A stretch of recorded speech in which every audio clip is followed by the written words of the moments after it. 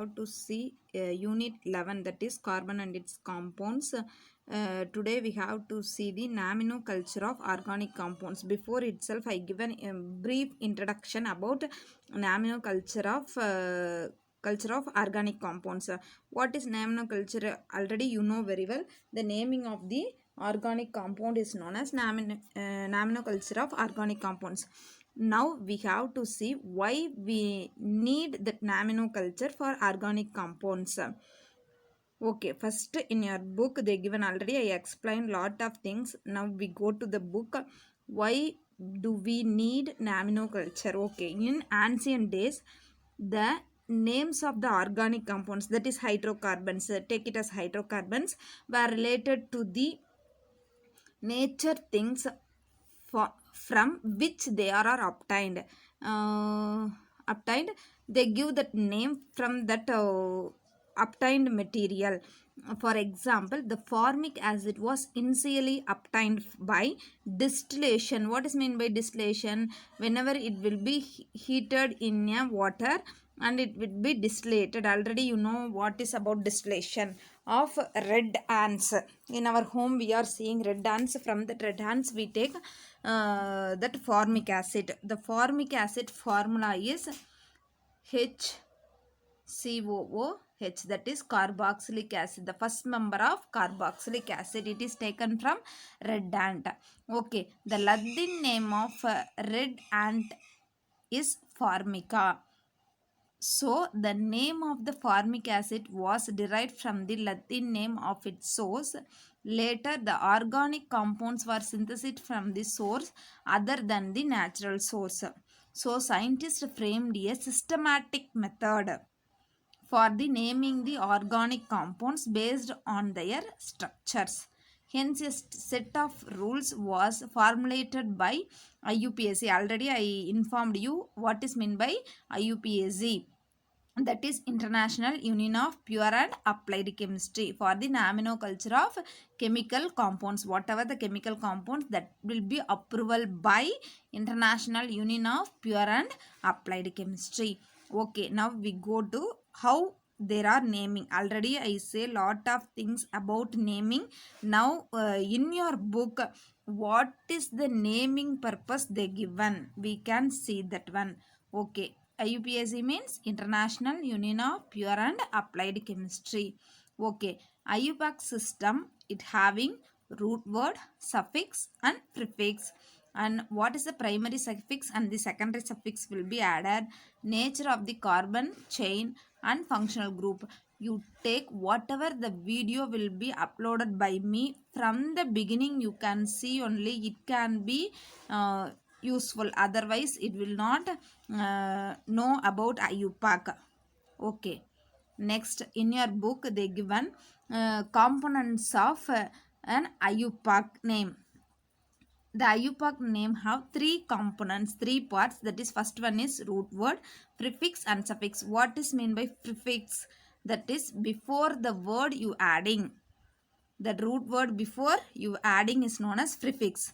After the root word you adding is known as suffix. Okay, these three parts are combined as per the following sequence to get a IUPAC name of the compound. First you have to write prefix, root word, after suffix it gives the IUPAC name. Okay, first we go to the root word. What is meant by root word? Already I given the root word, that is alkyl group, that is R, that is the parent. It contains how many carbons? Carbon skeleton. So it is the basic unit which describes the carbon skeleton. How many carbon will be there? You must counted. It gives the number of carbon atoms present in the parent chain of the compound and the pattern of their arrangement. Based on the number of carbon atom present in the carbon skeleton, most of the names are derived from the Greek numerals except the first four. Okay, that is shown in the table also. The root word of the parent chain, the root word of the parent chain of hydrocarbons containing 1 to 10. I given 1 to 20. In your book they given 1 to 10. What is now you say what is the number of carbon? 1 is root word is meth, 2 means eth, 3 means prop. Already I given you. So now we see about the root word. What is the carbon? Counting the number of carbon and the root word also you know very well. Up to 10 you must know. Okay, in your book they given. After that for carbon atom the prefix and the suffix. This is the prefix you have to add. This is the suffix you have to add it. I tell the later in your example side. Okay, now you see what is meant by prefix. The prefix represents the substitution of a branch present in the parent chain. Already I drawn so you this is a long chain. Yes or no? Yes. This is a side chain carbon. Okay, for this one you have to know how many carbon in a long chain and side chain branched of the parent chain. Atom or group of atoms. In here there will be any atom will be presented. Suppose here presented as Cl, suppose here presented as OH, like that. In branched chain also some of the atom or a group of atom also presented other than hydrogen attached to the carbon. Okay, of the parent chain are called substitutions. Okay, major substitutions of organic compounds are given below, that is fluorine, chlorine, bromine, iodine, amino and methyl ethyl. These are the major substitution compounds that is presented with along with the hydrocarbon. So we have to, what are the prefix? Suppose this substitution substance will be presented in that compound. What are the prefix we using? What is meant by prefix? Before the root word. For this compound you have to use the prefix before the root word. You count the carbon, no, that carbon counting will be the root word. Before that you have to add the fluoro, chloro, bromo, iodo, amino, methyl, ethyl, like that. Suppose you see I given here one example. See here CH3 CH2 Cl. Okay, now how will you give that name? First you have to count the carbon. See here how many carbon? 2 carbon. So eth.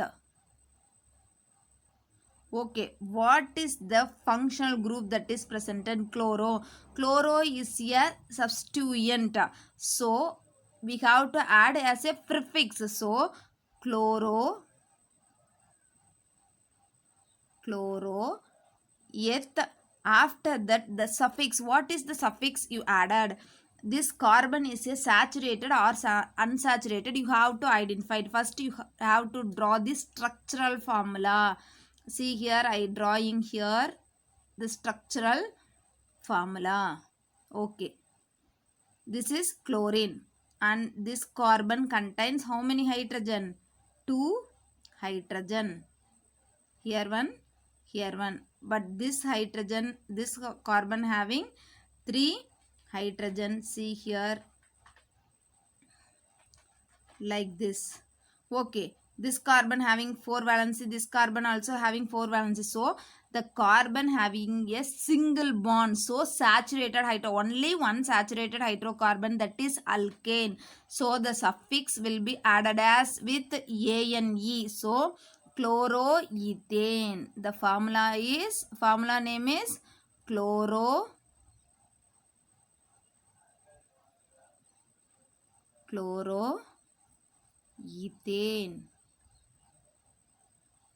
Suppose here double bond will be presented. This ane will be changed as ene. That is chloroethene. Okay, suppose the first carbon contains triple bond. It will be changed as YNE. The ANE will be changed as YNA. Like that it will be going on. We have to use more member of carbon compounds by using the IUPAC name. We have to name it easily by what is the root word and what is the prefix and what is the suffix you are adding. Okay. Next we go to suffix. Before that you see some of the prefix and some of the suffix also I given here. You have to know it, that one. Okay, next suffix. The suffix form is the end of the name. It is divided into two parts such as primary suffix and the secondary suffix. The primary suffix comes after the root word. Before that I give no chloro ethane, that is known as secondary suffix. Okay, the primary suffix comes from after the root word. It represents the nature in the carbon to carbon bonding of the parent chain. If all the bonds between the carbon atom of the parent chain are single, then the suffix, see here I say no, single bond is known as ANE as a suffix. ENE or YNE is ENE for double bond, YNE for triple bond, containing double bond or triple bond respectively. The secondary suffix describes the functional group of the compound. So already I say what is the functional group? The carbon containing double bond, triple bond, chlorine, OH, CHO group, that are known as functional group. Lot of functional group is there. Some of the functional group is given here.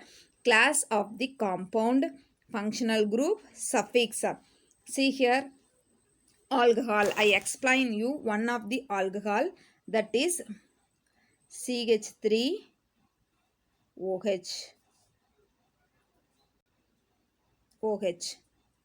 Okay, here you see how many carbon. First you have to count the carbon. One carbon, so you use the root word meth. Okay, next, what is the functional group will be presented? That is OH group. See here the functional group, you have to add the OL. So in the presence of, this is a saturated hydrocarbon, so methane. It is a methane. The first suffix ANE, single bond, so we adding with ANE, so it forms a methane. Instead of E, the secondary suffix we is adding, that instead of E you put OL. So the formula is methanol. So this CH3OH having the formula name is methanol. Okay, now you know very well about this one. Okay, like that only we have to naming the compound. Okay students, some of the compounds I given here, structure also given, name ends in, that is secondary suffix I given. This name is ends in secondary suffix, and the functional group, what is the functional group also I given. Suppose you know it in second part, next part I give some of the example to name that one, how to naming. Okay, from that we have to solve some of the problems also. Okay students, tomorrow we will see the IUPAC rules. What are the IUPAC rules? The same what am I telling, that only given in the IUPAC rules also we have to see tomorrow. Okay.